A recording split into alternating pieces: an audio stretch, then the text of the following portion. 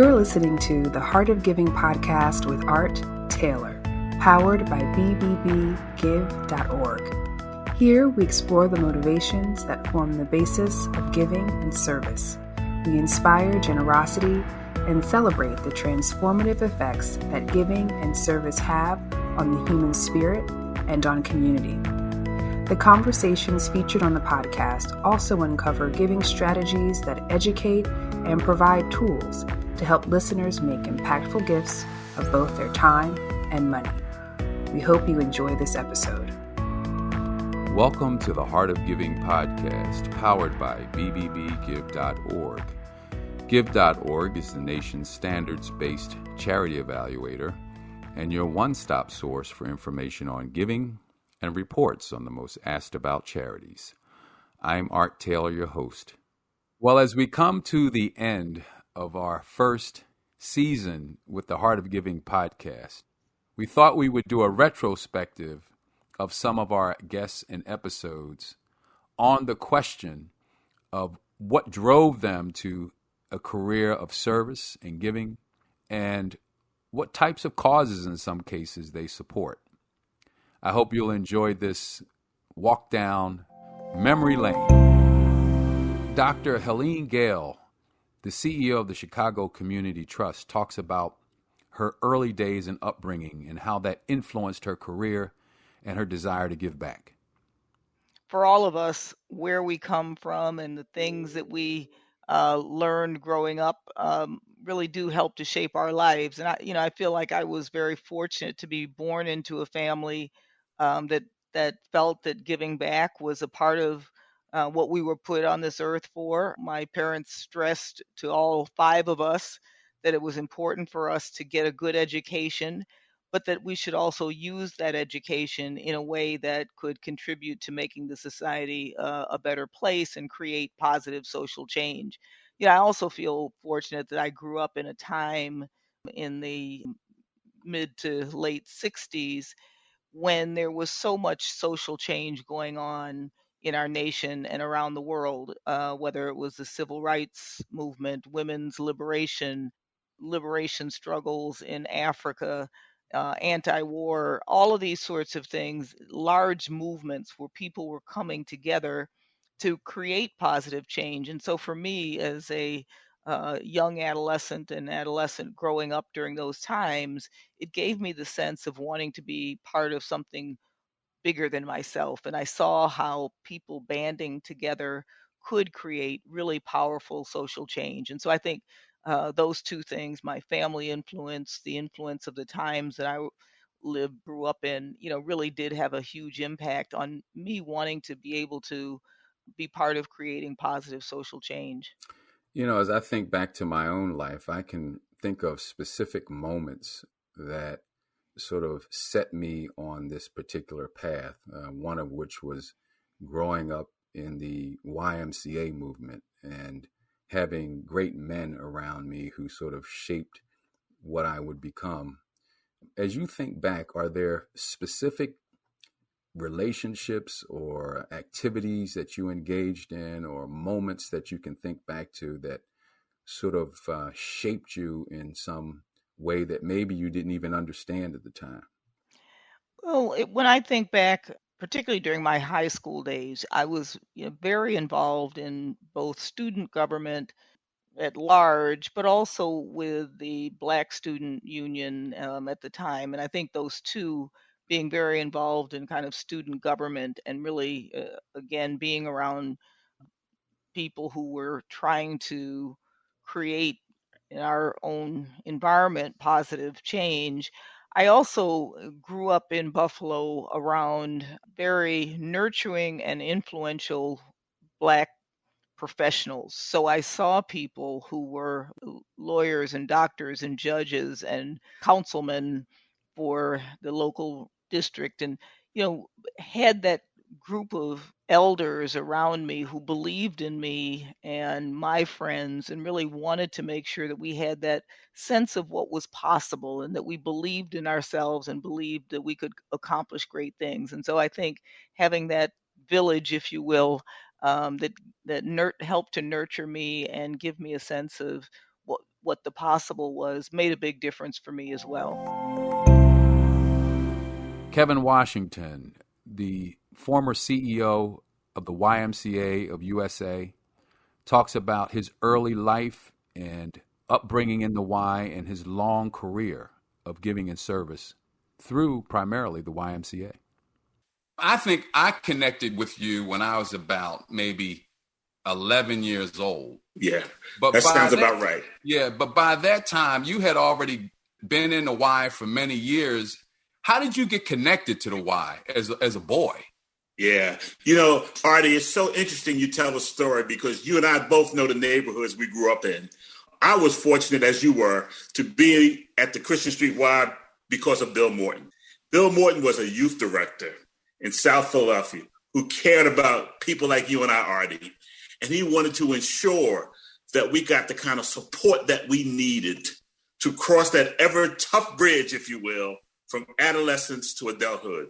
And Bill Morton, who's my mentor until he died, God rest his soul, just was a sweet, soulful young man who cared about Black kids. And he got me started in the Y, got me to understand what volunteering was about, helped me get my jump shot better, and created a path for me to get a scholarship to Temple University. And after that, he gave me my first job back at that Christian Street YMCA that we all in South Philly knew and understood how it affected our lives. So that's my story. What about that Y, though? Tell us about the Christian Street Y. The Christian Street Y was we used to call it the littlest, biggest Y in the world, because everybody of color who was somebody in the city of Philadelphia was attached to that YMCA. We can talk about William S. Gray, and his father was attached to that Y. Judge King, Zach Taylor, all these names, Wilt Chamberlain, everybody who grew up in South Philly, and more importantly, leaders in the city were part of that YMCA. Wilson Good came out of that YMCA as the first Black mayor of Philadelphia because of the Black Political Forum that used to meet at that YMCA. You know this name, Tick Coleman. Yeah. Who got so many young folks in South Philadelphia, who a Lincoln grad, he worked to get folks in college, help them get applications. He would be there every Monday and Wednesday nights, work with young people. Christian Street YMCA in that community was the leader in developing young talent to ensure that they met their full potential. And all of us revelate in Christian Street. And the other people, as you know, Artie, that did not get the kind of publicity. Kenneth Woods, who we'll know as Peanut. Yep. I thought Peanut worked there all the time. He was a fireman, but he volunteered there all the time. That's Chief Hunter, Ivan Wallace, all these folks who cared about young folks coming up, particularly young Black boys in that city. Christian Street was the place that was a part of us and still is a part of our heritage. But you know what's so amazing, Kevin? I never paid a dime to go to the Y. Isn't that the truth? None of us did. Well, first of all, Artie, we didn't have too many dimes at that point. That's true. But the reason why we didn't pay because Christian Street, because of so many of the leaders in the city who had lawyers and doctors and union leaders, raised money to ensure that you and I didn't have to pay a dime to go there. But they wanted to make sure that Y was there for us. So that volunteer engagement and that fundraising aspect that helped do it made sure that Y was there and possible to support many of us. I will never forget that experience. It stays with me, and it has shaped me in how I think about what organizations, not only like the Y, but other organizations can do to transform communities and young people to help them reach their potential. Bennett Weiner, the Chief Operating Officer and Executive Vice President of the BBBY's Giving Alliance, talks about what he learned from his mother and giving back and how that influences his work today. Go ahead and give our guests a little glimpse into who Bennett Weiner is. Sure. I was thinking about that, and I think a lot of good things that we do later in life really start as a youth. And I think that's true with philanthropy as well. When I was growing up, as you know, Art, I lived in Manhattan with my family there and went to public school. And I remember my mother, I must have been maybe around 6 or 7, and she would collect donations for the American Heart Association. And back then, what that meant was you'd have like a community person give her a special envelope, and she would literally go just in our apartment, door to door, knocking on doors, asking people to make a donation. And then she would take the collected funds and then would be forwarding on to someone else to forward to the Heart Association. And it sort of gave me the idea of, well, what's going on here? People seem to be happy doing this. And why is my mom going door to door? You know, as a young kid, you want to figure things out. But, you know, it sort of instilled in me the idea there's something more than just doing your daily chores. There's something about helping others that comes into that equation. And, you know, there are other charity experiences that I've had. I mean, the other one, especially in New York, a big thing when I was growing up was on Halloween. It was Trick or Treat for UNICEF. And we'd be given these little cardboard orange boxes. We go door to door, ask for candy, but we would say trick or treat for UNICEF, and people would put coins in the boxes. And then we went to school to the next day. There were these immense barrels, and we would throw these boxes into these barrels. But when we did that, you'd see the volume of these boxes in these barrels was huge, and about how those dimes, nickels, and quarters in those boxes really added up to something big. And it wasn't just pocket change going to the charity. It was some hefty sum that was going to be collected. And so it was a message there that, you know, little things can add up to be something much larger than you are. The third story I'll mention is growing up, another thing around Labor Day, everyone would watch the Muscular Dystrophy Association Labor Day Telethon was a big thing. And of course, you know, Jerry Lewis had hosted that thing for a long time. And so I remember when I was a young teenager, and a buddy of mine, I was in junior high, and a buddy of mine got together and said, hey, let's see if we can get to sit in the audience of the MDA telethon, because at that time they would film from New York. Years later, they went to Las Vegas. So, we went into Manhattan, and we were going to go line up to get into the show. But then the two of us felt, hey, we don't want to go in empty-handed. We want to bring some money in. So we had two, beverage drink cups. And we were on the street of New York as young teenagers asking for money for, Muscular Dystrophy Association. And people would give us and throw us into the cup. And then when we thought we had enough, we got in line to get into the show. The way they structured it back then, they allow you to sit in the show for just 30 minutes because they had a lot of people that wanted to have a chance to sit in on the live part of it.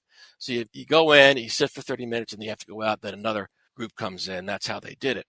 So we got in the show, in terms of the audience. And the one thing, and in the middle of the audience, there was this plexiglass square, large collection area where it was just filled with dollars and coins, whatever. And I think once in a while, Jerry Lewis would go into the audience and collect money from them and then put it into this big box. And that became a shtick that he would do.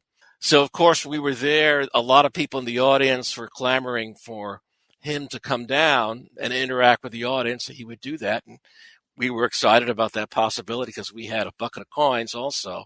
And I remember him turning to the audience during one of the breaks and say, look, I've been through the audience a number of times, but what's most important is the money goes to the organization. Put it in the bin.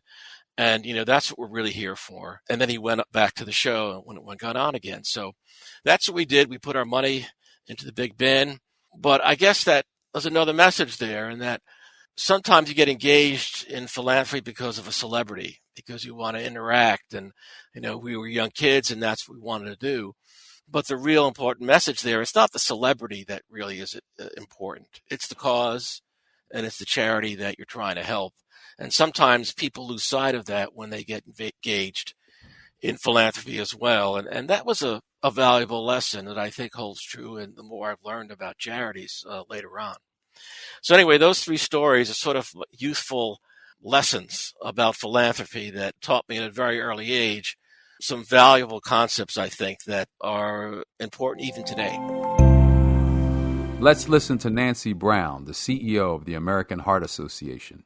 To be a relentless force means that we're unyielding in our commitment to fund critical research, to shape stronger health policies, and to implement programs that save lives. For a world means that we go beyond borders, both literally and symbolically, to ensure equitable access to quality care. Of longer, healthier lives means that we're creating a culture of health that enables people to enjoy more years and more years in their life. And of course, we know that heart disease is the #1 killer worldwide. Stroke ranks second. And even when these conditions do not result in death, they cause disability and diminish quality of life. With such a bold mission, you must need many collaborators in order to reach your objectives. Tell me about your work and your collaborations. Absolutely. And just a little more context, Art, the American Heart Association has more than 40 million volunteers and supporters in the United States and around the world. We have about 3,000 employees, about 120 local offices, and almost 40,000 medical and science volunteers that are part of the AHA. And with everything we do, collaboration is key. We collaborate with volunteers, with our donors, with our supporters, with other organizations, so that we can use the trusted brand of the American Heart Association and our science and our grassroots to truly make a difference. Some of the probably largest ways we collaborate include in our work in advocacy. We're very active locally at the state level and at the federal level in improving the health and well-being of people through active public policy change. It's a wonderful place where our collaborations come to life.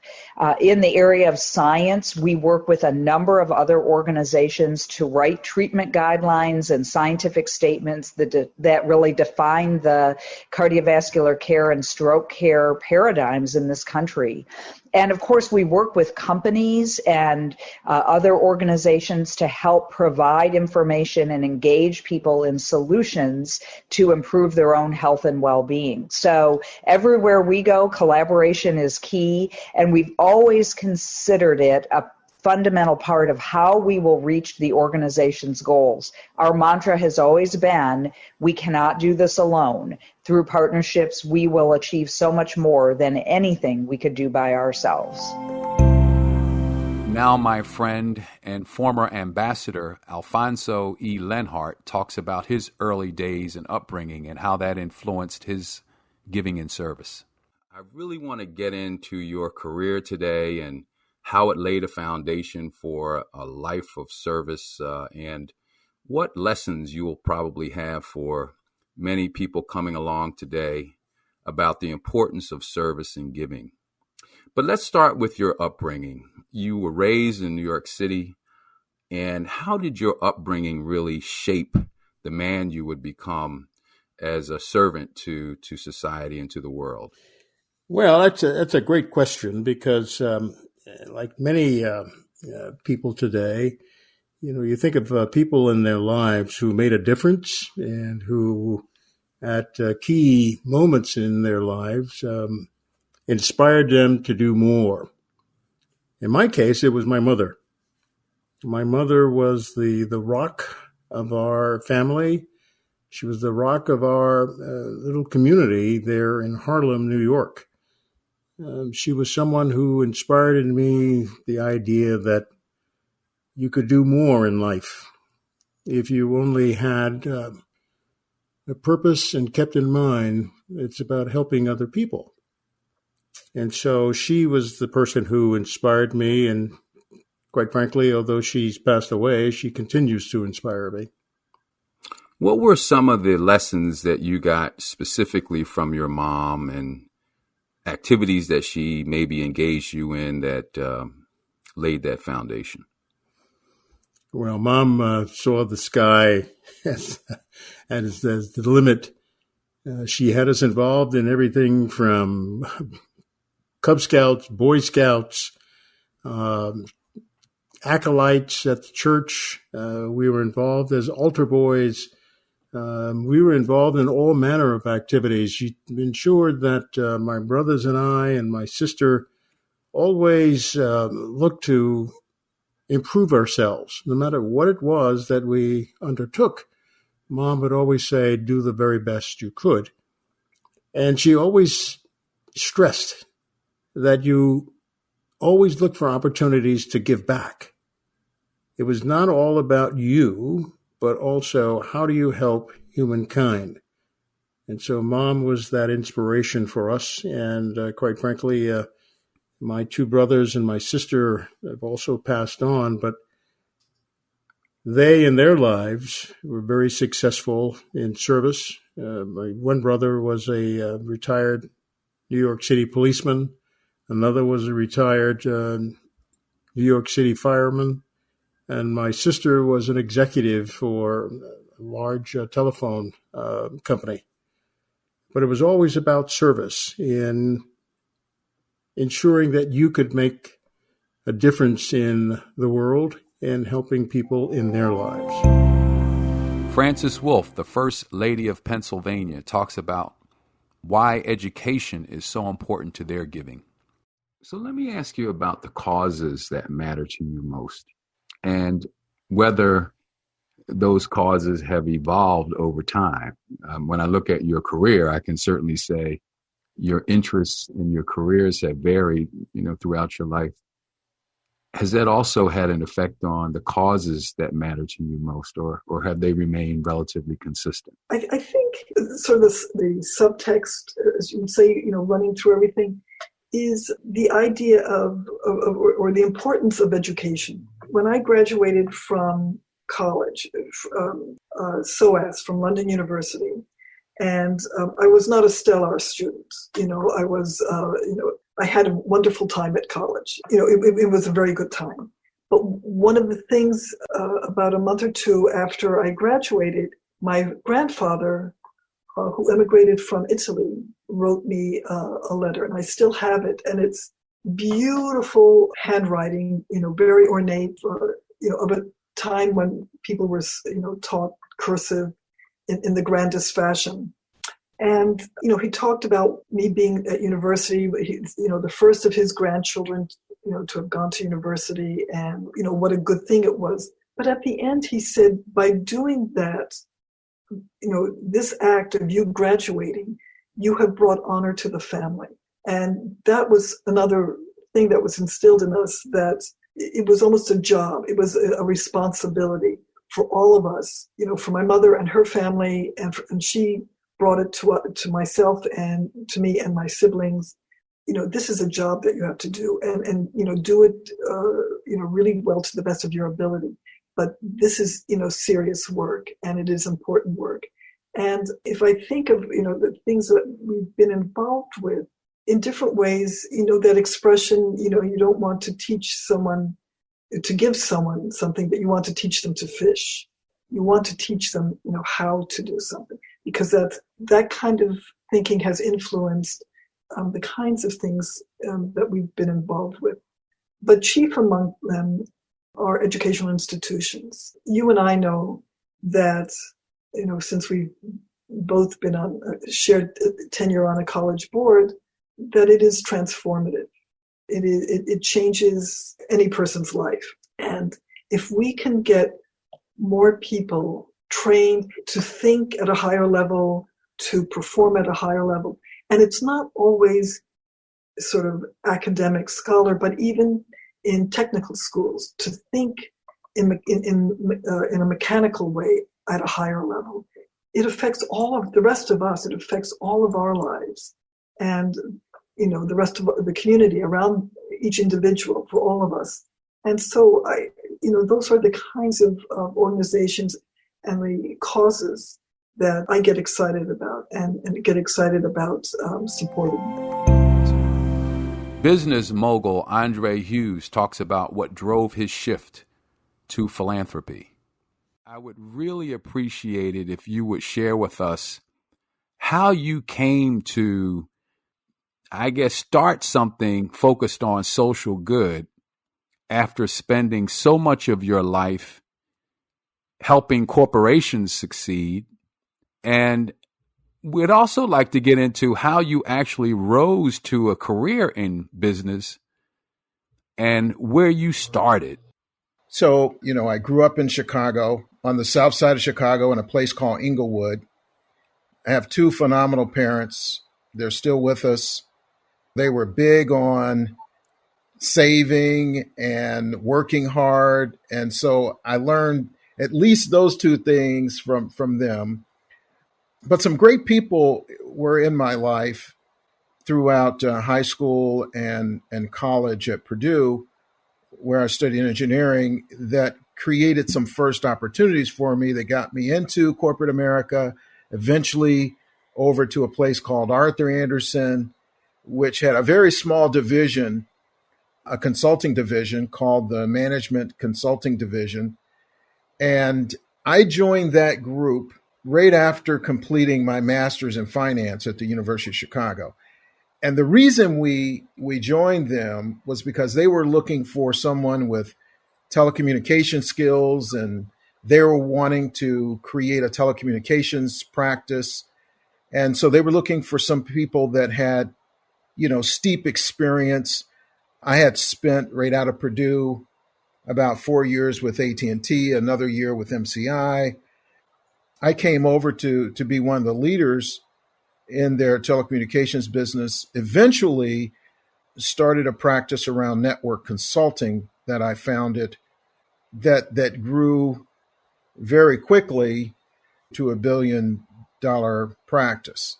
I was asked to become a global managing partner, one of probably the youngest global managing partner at Accenture. And that's kind of what started it. Along that path, another 23, 24 years, I was in Africa, and I sat on our Accenture Foundation board. And there was this incredible opportunity that came to us. This organization called the African Medical Research Foundation, AMREF, wanted to train 20,000 nurses that were operating with a high school diploma. And they wanted to get these 20,000 nurses to the next level of nursing. And they had a 100-year plan to train these 20,000 people. Accenture found out about it, and we said, look, let's work with them in a philanthropic way to help them get there faster. And we proposed a program that would train these 20,000 nurses in 7 years, 93 years faster. Wow. I mean, those numbers are shocking.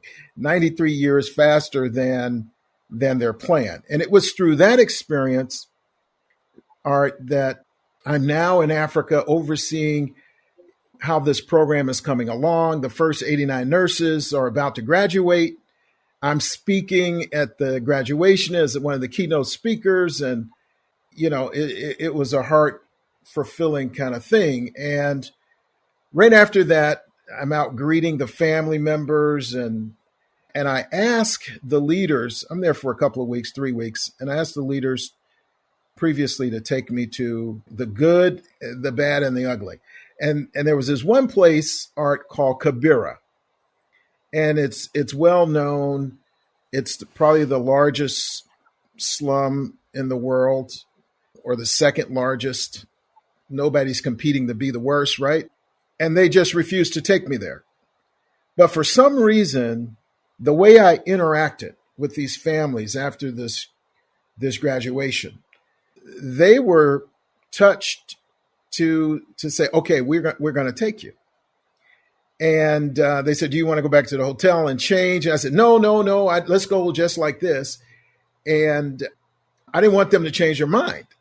And so we're off to Kibera, and we're walking through there. And Art, I tell you, if your listeners haven't Googled Kibera in Kenya, right outside of Nairobi, I highly recommend you do it. It is one of the most amazing slums I've ever been in. I use the word amazing because there's nothing about it that you would ever contemplate. I mean, everything is radical. I mean, it is so, and I hate to use words that could offend people, but it is just not a good place. And, if I had to think of something that Wow. Wow. would be analogous to it. It wouldn't be a kind word. It wouldn't be a Wow. kind place. If you could think of the worst Wow. place you wanted to live eternity, that's what this looked like without me saying the word. And so I'm walking through this place, and I'm happy to describe more, but I'm trying to get to the answer to your question. We can kind of go back and touch on any of this history that you want. And God touches my heart. I mean, melts my heart for these people. And I could hear him speaking to me and saying, you know, it's time for you to come work for me. And he dropped in my spirit a vision for uniting the resources necessary to lift up a fallen people. Wow. Those were the words that I heard. The precise words that I heard were those words. And ever since then, when I got back to the U.S., I told my friends about this experience. Later, God revealed this name, Powered by Action. We had picked several other names for what we would call this, and they just didn't work. And one day I'm walking down Michigan Avenue in Chicago, and Powered by Action comes to me. And we launched Powered by Action, a 501c3 nonprofit organization focused on building technology, building software innovations that would change the service delivery and program delivery paradigm for nonprofits all around the world. And so my wife and I have been pouring our personal resources. We've not asked anybody for money. This is very risky, as you would imagine, to build a technology platform like this. It had never been done before until now. And in the last couple of years, we've been working with nonprofits to introduce them to the platform, to onboard them, their staffs, their constituents or people that they serve, and working with them to deliver their services digitally and virtually. And who would have thought that 10 years ago, God would have given us this vision, and then 1 year ago, COVID hit the world. And as I was mentioning to you earlier, everything has just been exponential growth in the last 12 months. And so that's the quick story, Art. We could talk about any facet of that you want, but that's the cliff note. Mesky Brahani, who has spent her career in service to those in underdeveloped countries, talks about what motivated her to do that. What were you doing that led you to a career with the World Bank these last 10 years? And particularly, what was it that really got you interested in international work? Let's see. I would like to start maybe from where I got my initial ideas behind an international career. I'd say my dad was an agronomist, and he worked on breeding different kinds of crops, especially corn and sorghum, and trying to find ways for producing food that improves the quality of life for people around the world. So I saw him really working in many different countries and trying to improve people's livelihoods. And that was something that always inspired me. So I was very interested in doing international work, but I really wasn't the type to work on agriculture or the sciences, really. I was fascinated by people. And so when I went to graduate school to get my PhD, it was at the University of Chicago, I had an opportunity to study international development. It was in political science, but I was very much interested in how society, people, communities can affect the ways in which their states are built and the ways that the states are governed. So I did field work in Mauritania for my PhD. I spent about 1.5 years working in an informal settlement in the capital of Nouakchott. And I saw at the time that there were people migrating from the rural areas because their sources of livelihood, many of them were pastoralists, had basically disappeared, and they were settling in informal settlements all across the city and living in conditions that were, didn't have any running water, didn't have proper housing, didn't have access to education. They were very far away from their sources of employment. But at the same time, these communities had a way of cooperating, helping each other, and bringing about change. And I also saw how in this context that if the government really was able to support them, they can really catalyze the energies and the knowledge and the skills that people have regardless of their income or their education level. So that was really what got me when I was, spent a year and a half there listening to people, observing how much they suffered, that I could perhaps work on urban development issues and try to bring about change at a global scale from that experience. It's been an exciting season. I hope you'll stay with us for season 2. We have a great lineup of guests planned and topics that I know you'll be interested in. And I want to thank all of our listeners and subscribers and donors to the Heart of Giving podcast. We'd also appreciate it if you would give us a positive review, especially on Apple Podcasts, because this will help us build audience. If you want to do a little bit more, you can become a sustaining donor to the Heart of Giving podcast on patreon.com. That's patreon.com. And also, finally, if you want to reach us, because we'd love to hear from you, please do so on Facebook, or you can just send us an email to heartofgivingpod@gmail.com. Thank you very much. You've just listened to the Heart of Giving podcast with Art Taylor. Be sure to tune in next time for a brand new episode. To listen to our other interviews, visit heartgiving.podbean.com.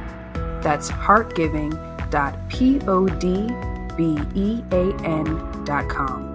Subscribe to our show on major podcast platforms.